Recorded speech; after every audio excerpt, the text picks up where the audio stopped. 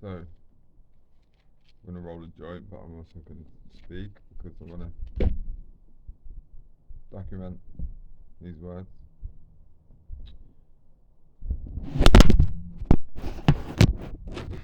I want to speak about names, the power of names.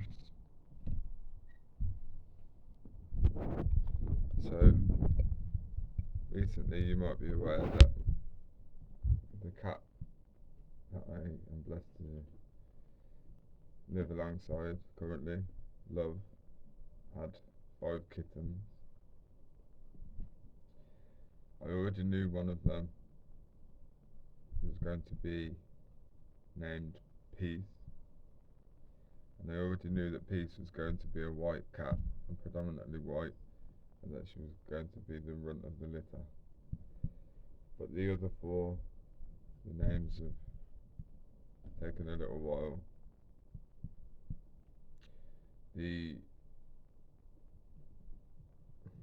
There are 4 kittens now, where there were once 5.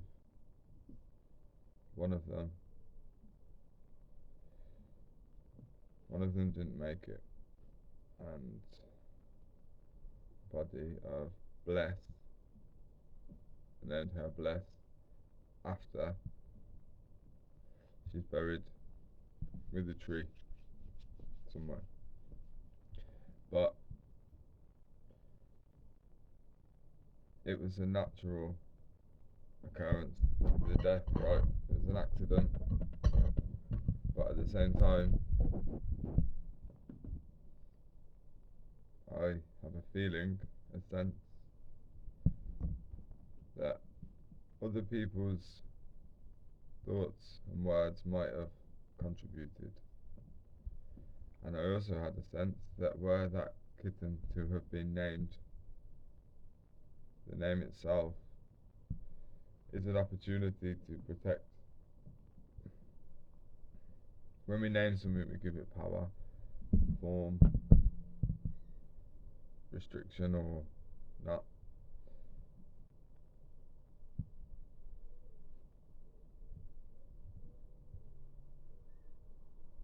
It's like a man has no name. Who we are, really, soul, spirit, can't even be named. We try. The human has tried to decode and decipher and translate. But words are just a human thing that we use to get by. But having said that, to name something is to give it life. Even to just talk about something which you don't know the name of is to name it.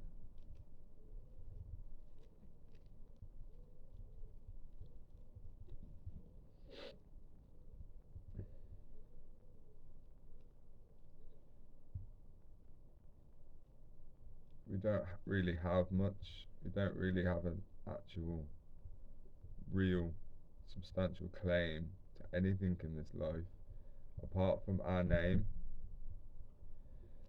our soul, and our word.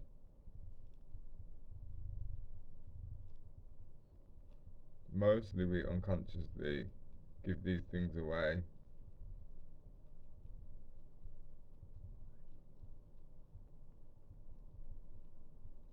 But even our name doesn't belong to us because we didn't choose it.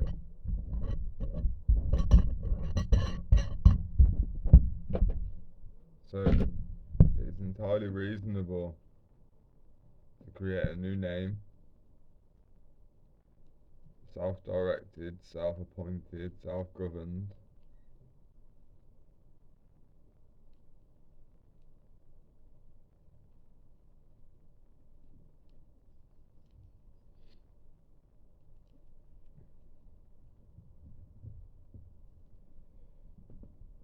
My mother told me that she called me Ben so that nobody could shorten my name.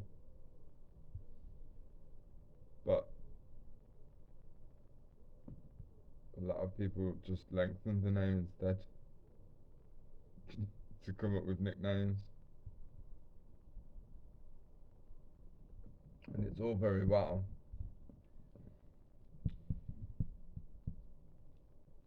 having these personas that are relative to somebody else's perception of who you are, but then you just go around playing roles,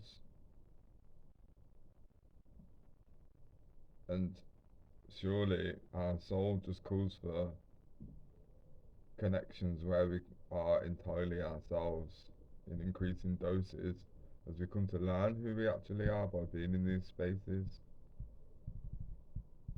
Not just going where safety is or going where they make the nicest cream cakes.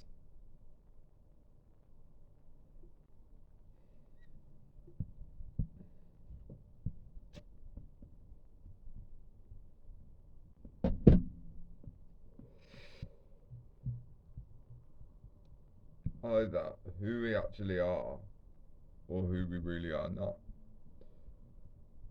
is dictating any moment that we experience, any plans we have,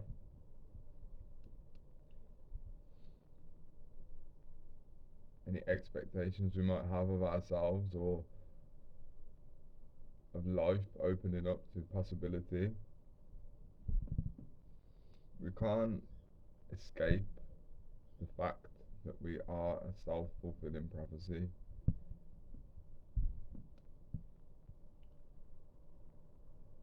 Nobody gets to the end of their life. No, that's not true. The average person doesn't get to the end of their life and go, oh, I really wasn't expecting that to happen like that. Slowly, I just lost interest in life.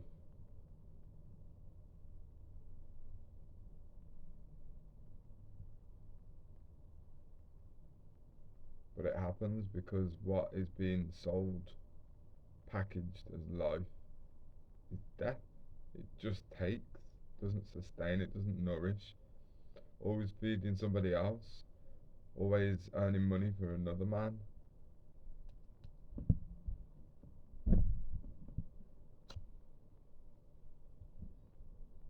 Barcodes, plastic.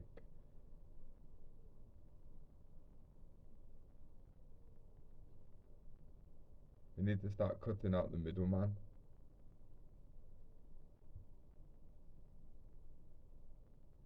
The ones that are just skimming off the top.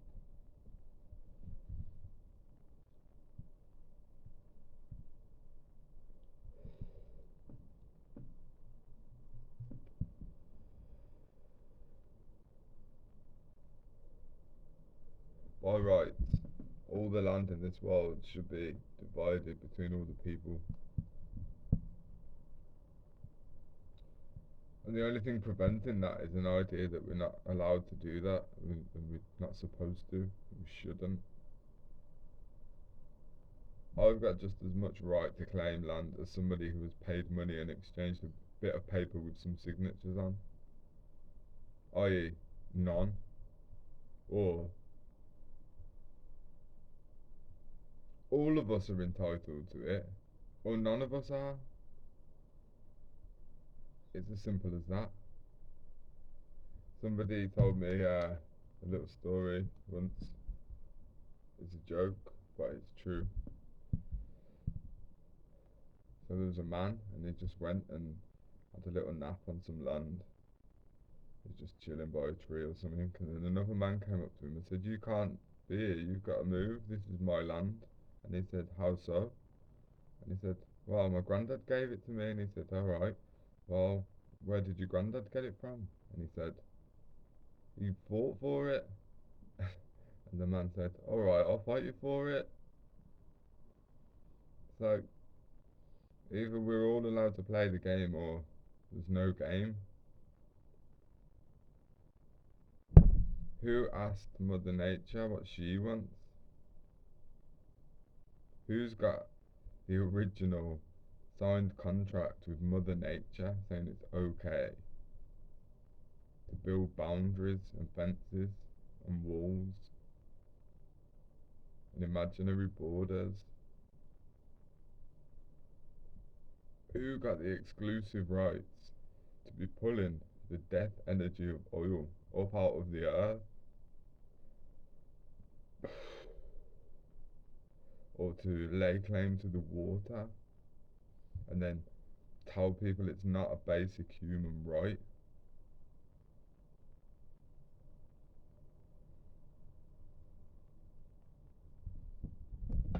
Well, it's obvious, isn't it? It's the anti soul, heart, mind that subtly implies that it rules the world and all of the inhabitants. And it feasts on silent consent,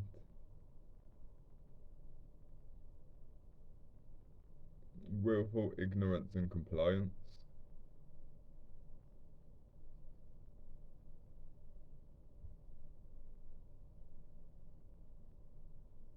That is willful ignorance of the truth.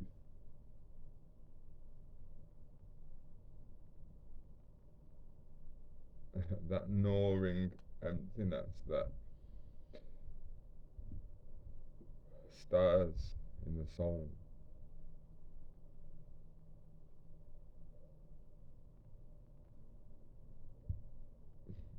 We must make a choice to surrender into oblivion one way or the other.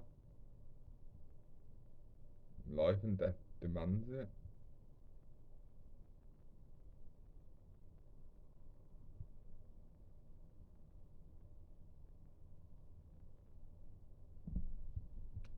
Everything that is dying is just begging to be reborn.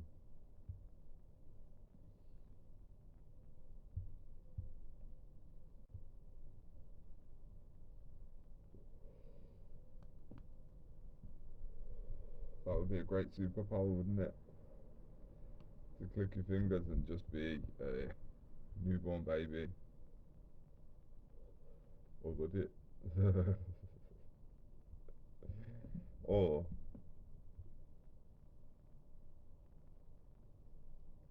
maybe we do have that power.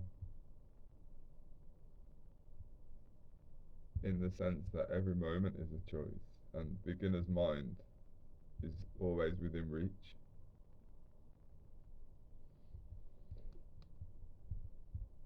It wouldn't be handy to not have our basic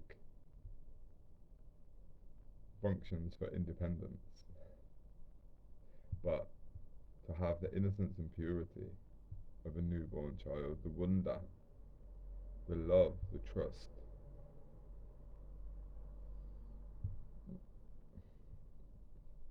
What what else? What else do we need in life? Because life does the rest. Life, God, the universe, source, creator, whatever you want to call it. A humble heart and an openness to learning and growing and sharing is always going to be facilitated, because when we understand that we're here to learn and transcribe our experience for the sake of learning, for the sake of everybody, for the sake of sharing experience and wisdom, then we start being so much of a victim, when we start being able to translate the pain into purpose, we start becoming more aware of why everything had to happen the way it did. And then we're not clinging on to what ifs, and then we're not clinging on to this feeling of injustice, because we know that justice eventually rolls around, and it's just patience and temperance is what's forming us. In the meantime, it's such a wonderful, beautiful gift to not be able to seek revenge. I mean, sure, we're able, it doesn't interest true love. is who we are. There's no benefit. We understand that any other is just a fragmented aspect of who we are, who we think we are, and they stand as a bookmark to something. The people we so easily reject would be the ones that bring the most teaching.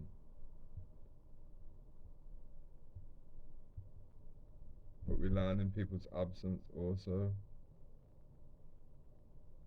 Everything happens as it should, as it was supposed to.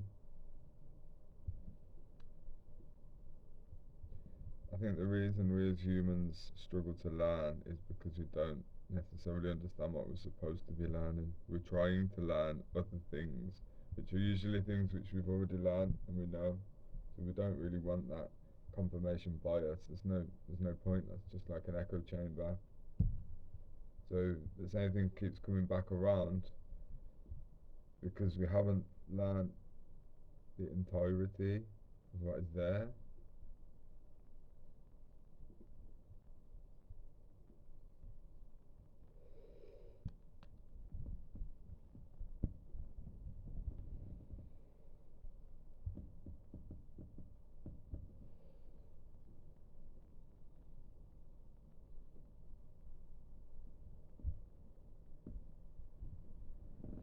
I think frustration is largely frustration at ourselves because we know that we're not listening properly or not focusing enough or getting distracted.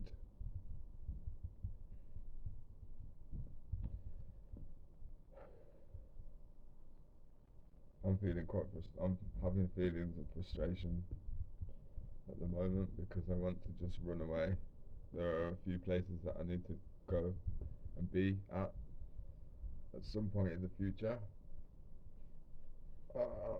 But there are other things to take into account. I don't really want to disturb the kittens at the moment.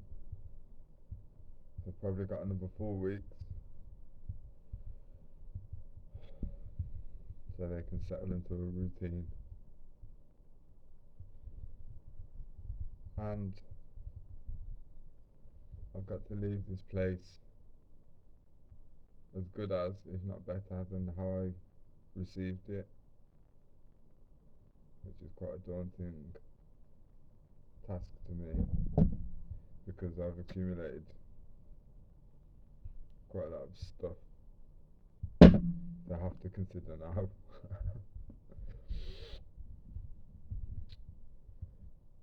But the key to that is having a more open-hearted approach to the situation and seeing it as an invitation to be in service because, for example, I've got, to be honest, too many clothes here.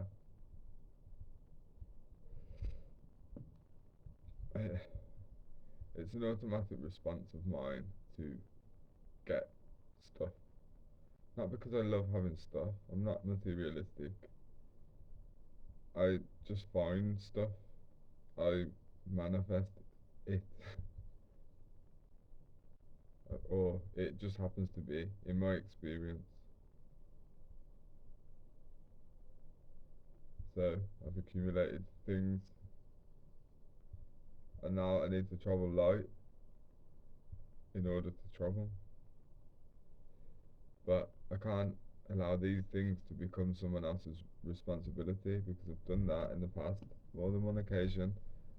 It was necessary, I've had to leave spaces and I didn't have the energy, the tools, or for whatever reason, then somebody else has ended up having to clear up my mess. And that doesn't sound like something that an adult should be willing to allow to happen. And they say I'm an adult, so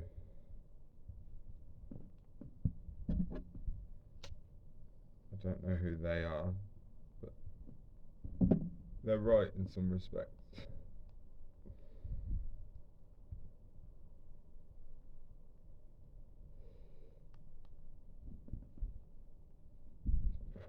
Today is also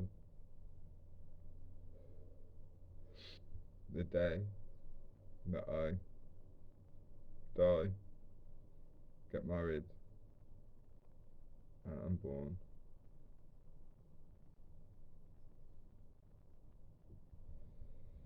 Yeah, there's a lot to allow to remove itself from my experience, from my memory, from my heart space. I've guarded it for long enough. I've protected it and blessed it and nurtured it even, but sometimes nurture brings about decay faster. And today is a day of decomposition, deconstruction, decompression.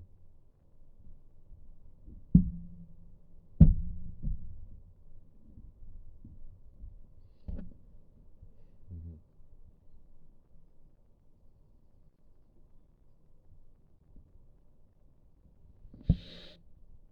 Yeah, yeah. It's time. It's time. It's always time.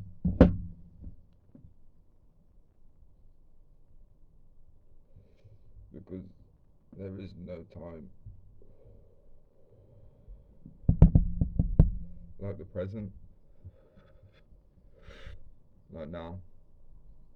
That's it. All there is.